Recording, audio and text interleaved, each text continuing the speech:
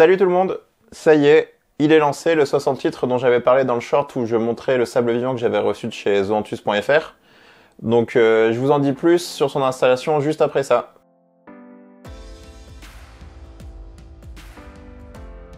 Comme d'habitude, 3 choses importantes. D'abord, on like, on partage, on s'abonne sur nos différents réseaux si vous voulez suivre notre actualité. Ensuite, la foire aux questions. Donc si vous voulez nous poser des questions auxquelles on va répondre avec Sébastien sur l'aventure Recifal News, n'hésitez pas, soit en commentaire, soit sur le formulaire contact sur le site recifalnews.fr ou encore dans la partie publication post sur YouTube. Et enfin, la dernière, le déstockage de nos livres et magazines vendus sur shop.recifalnews.fr continue.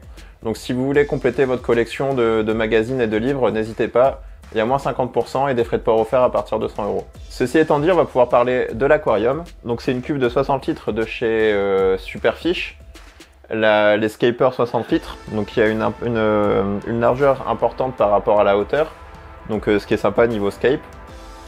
Tout simplement, je l'avais parce que je m'en étais servi en eau douce pour un projet pour le magazine L'Aquarium à la maison, et le projet étant terminé, je le passe en eau de mer.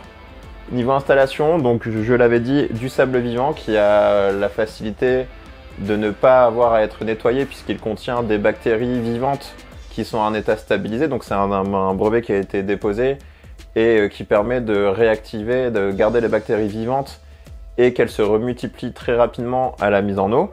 J'ai rempli jusqu'à 1 cm pour pouvoir aplanir le sable facilement. Et après, placer le scape, donc qui est composé de 2 roches vivantes qui étaient dans la décantation du coral tank, donc en eau non éclairée mais brassée et chauffée, et des morceaux de roches vivantes sèches que j'avais ramenés de mes vacances en Allemagne, où par hasard je passe dans une jardinerie qui avait un rayon aquario eau de mer qui était vidé, et ils déstockaient du coup les roches vivantes qu'ils avaient fait sécher. Une fois le décor fait, j'ai placé très rapidement le matériel, à savoir la rampe Aquarium System Série 6 que j'avais depuis 4 ou 5 ans sur mon premier vlog sur le Red Sea quand j'étais dans mon ancien logement. Donc j'en étais très satisfait. Pour tester d'autres modèles, je l'avais rangé au placard et comme j'en étais super content, je la place ici. Bon, ça a fait un peu overkill, un peu surfait sur ce bac là, mais au final ça permet d'avoir une couverture au top, une puissance qui est raisonnable, donc optimiser la durée de vie de la LED, et au final ça passe. Comme elle est assez haute, ça permet d'avoir un accès facile au bac, ça gêne pas, donc voilà. Vous le voyez également, des cannes de rejet et d'aspiration type Lily Pipe en verre, comme c'est commun en aquascaping. Tout simplement parce que j'ai mis en place un filtre externe Tetra pour optimiser la filtration biologique uniquement. J'ai mis que du média de filtration biologique, à savoir du Siporax de chez Serra, qui était ensemencé, qui tourne depuis quelques années dans mon Red Sea. Et également du Sichem Matrix qui cette fois-ci était neuf, donc ça permet d'avoir des médias différents, un pouvoir colonisant différent et donc des milieux, des micro-niches différentes pour les différentes bactéries. Je n'ai pas surchargé le filtre, du coup ça évite qu'il y ait accumulation de matière morte parce qu'avec le débit qu'il y a, la matière passe facilement au travers et du coup je pense ne pas trop avoir de problème de ce côté-là. Donc je vous en dirai plus dans quelques mois quand je l'ouvrirai pour voir si tout va bien. Ensuite, un simple chauffage également Tetra qui permet de réguler la température comme on le souhaite. Donc là, je l'ai réglé autour des 24 degrés. Et petite nouveauté par contre, la pompe Giant Waver de chez Dupla. Je vous l'avais présentée sur le salon Interzo. Donc c'est une des rares pompes de brassage adaptées au format nano qui est, je trouve pour l'instant, assez qualitative. Déjà très silencieuse, facile d'utilisation, très compacte.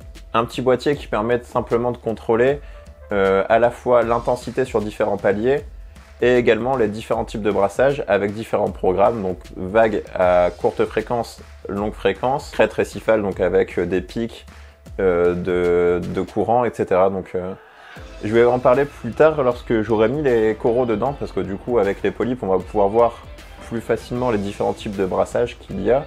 Et du coup en parler plus longuement sur un format dédié à cette pompe. Une fois tout le matériel placé, j'ai pu compléter le remplissage avec moitié d'eau de mes autres bacs qui permet d'apporter une partie des bactéries libres dans l'eau, du phytoplancton, du zooplancton et de la matière organique donc pour le cyclage, pour le démarrage et notamment nourrir les bactéries qui sont contenues à la fois dans les roches et dans le sable. Une fois tout le matériel en place, le bac rempli, On peut tout allumer et rien avant, du coup ça permet de se sécher les mains, ne plus toucher à l'eau avant de pouvoir toucher à l'électricité. Du coup chauffage réglé, la pompe de brassage réglée avec un mode vague classique. Et le filtre externe, un simple bouton poussoir permet de faire un appel d'air. Le filtre se remplit, vous le branchez et puis c'est bon, il tourne. Voilà pour le démarrage tout en simplicité de ce bac. J'ai hâte de voir la suite, à savoir l'arrivée des premiers détritivores. Donc là, je vais laisser tourner un peu, voir comment se fait le cycle biologique avec l'apparition des algues, etc. Voir comment ça évolue et pouvoir aller chercher les premiers invertébrés. Bon, d'ici là, bien sûr, il y aura d'autres vidéos, des formats short, des formats longs, donc n'hésitez pas à nous suivre. Ciao!